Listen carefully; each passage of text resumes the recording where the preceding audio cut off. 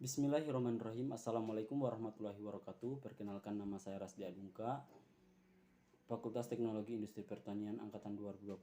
Saya berasal dari Sulawesi Tengah, Banggai Kepulauan.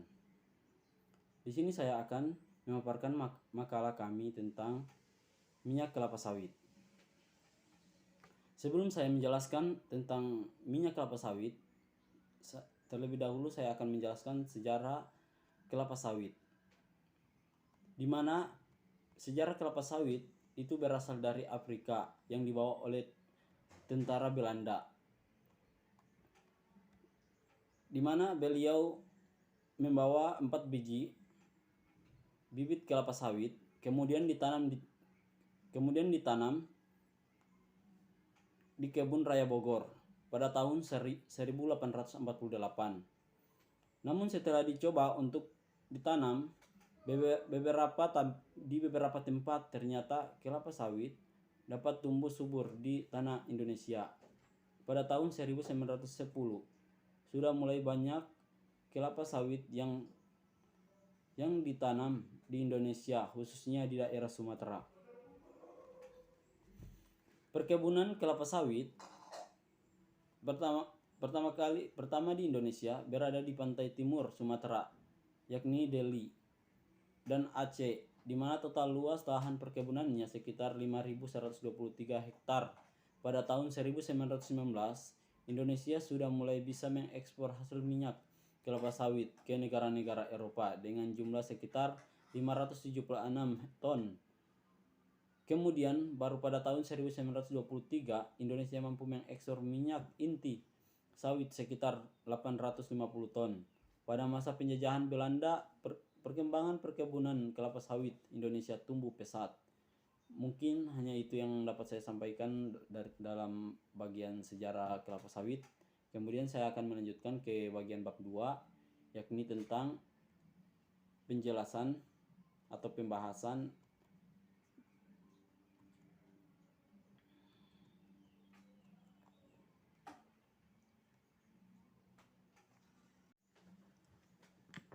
dalam kurun waktu 1990 sampai 2015 terjadi revolusi pengusaha perkebunan kelapa sawit di Indonesia yang ditandai dengan tumbuh dan berkembangnya perkebunan raya dengan cepat, yakni 24% per tahun selama 1990 sampai 2015. Pada tahun 2015, luas perkebunan sawit di Indonesia adalah 11,3 juta hektar. Kementerian Pertanian 2015 dan pada tahun 2017 mencapai 16 juta lahan. Saat itu promosi terbesar adalah perkebunan raya sebesar 53%, diikuti perkebunan swasta 42%, dan perkebunan negara 5% pada tahun 2017. Produksi CPO di Indonesia diprediksi mencapai 42 juta ton.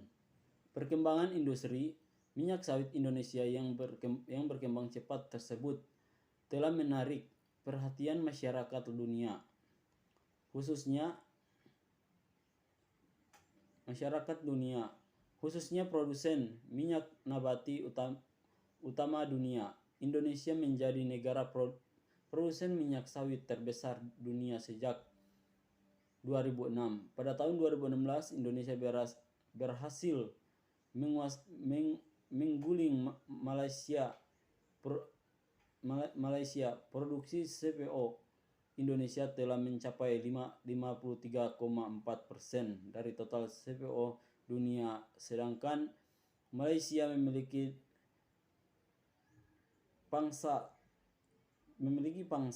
sebesar 32%. Demikian halnya dalam pasar minyak nabati global. Minyak sawit juga berhasil menggulingkan minyak kedelai sejak 2004. Pada tahun 2004 total produksi CPO mencapai 33,6 juta ton, sedangkan minyak kedelai adalah 32,4 juta ton.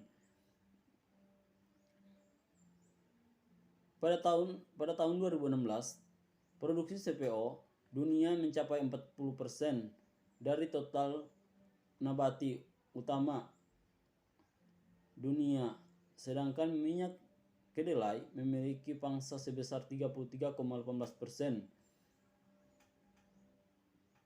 pada tahun 2016.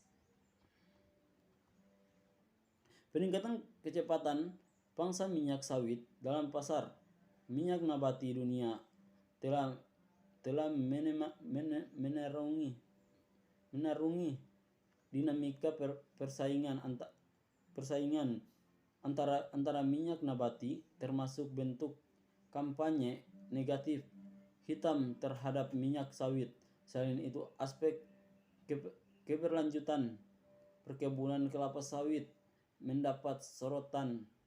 Pembangunan perkebunan kelapa sawit di Indonesia dipersepsikan tidak berkelanjutan serta dituduh sebagai penyebab utama deforestasi dan hilangnya habitat satwa liar.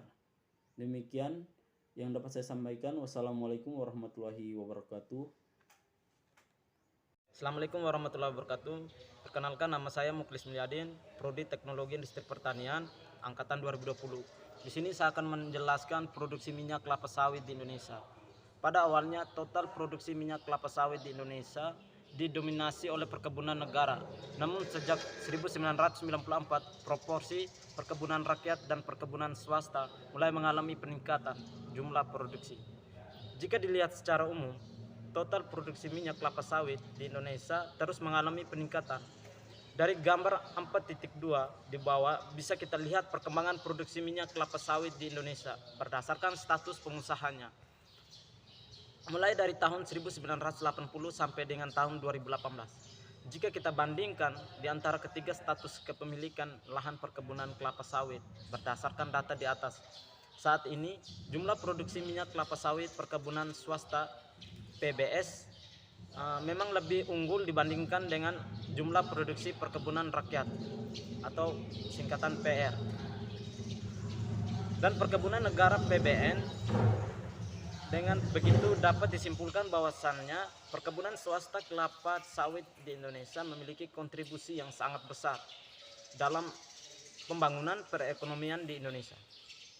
Karena tingginya produksi minyak kelapa sawit yang dihasilkan, besarnya jumlah produksi minyak kelapa sawit yang dihasilkan berperan dalam meningkatkan ekspor yang disingkat dengan CPO Indonesia ke negara-negara di dunia. Tingginya ekspor dapat meningkatkan cadangan devisa negara. Selain itu, dalam menjalankan produksinya, perkebunan swasta tentunya membutuhkan tenaga kerja yang tidak sedikit. Itu artinya perkebunan kelapa sawit swasta juga membantu pemerintah dalam hal menciptakan lapangan pekerjaan di Indonesia. Produksi minyak kelapa sawit Indonesia sebagian besar diekspor ke mancanegara, sedangkan sisanya dipasarkan di dalam negeri. Untuk memenuhi kebutuhan domestik, negara pengimpor terbesar minyak kelapa sawit Indonesia berdasarkan data Unit Nation selama 10 tahun terakhir ini adalah India. Volume ekspor CPO Indonesia ke India relatif stagnan selama periode 1989 hingga 1998. Hingga pada tahun 1998 volume ekspor CPO Indonesia ke India mencapai titik level terendahnya, yaitu hanya sebesar 50 ton saja.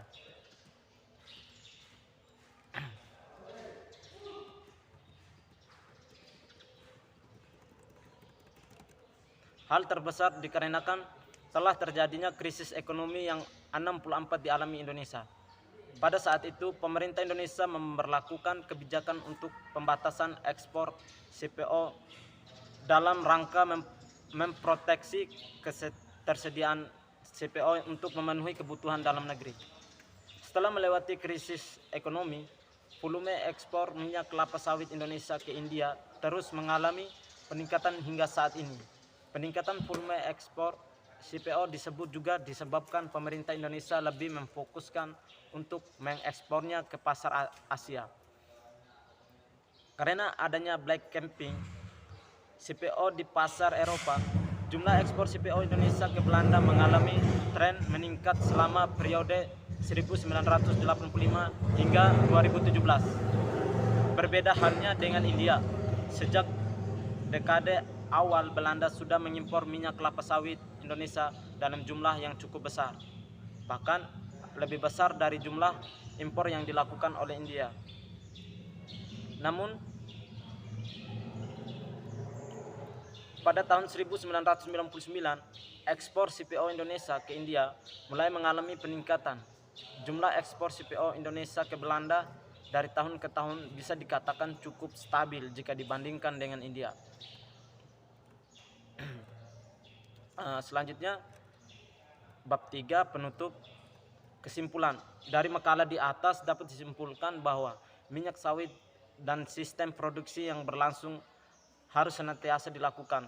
Kekurangan perhatian dalam hal ini dapat mengakibatkan timbulnya masalah pada pergerakan arus permintaan di pasaran yang kurang baik, tidak efektif dan tidak efisien. Yang berikutnya saran, kami sadar bahwa pada makalah yang kami buat ini terdapat banyak kekurangan, maka diperlukan kritik dari dosen, pengampu, dan pembaca agar memberikan kritikan yang bersifat membangun agar makalah ini bermanfaat. Baik, hanya itu saja yang bisa kami sampaikan.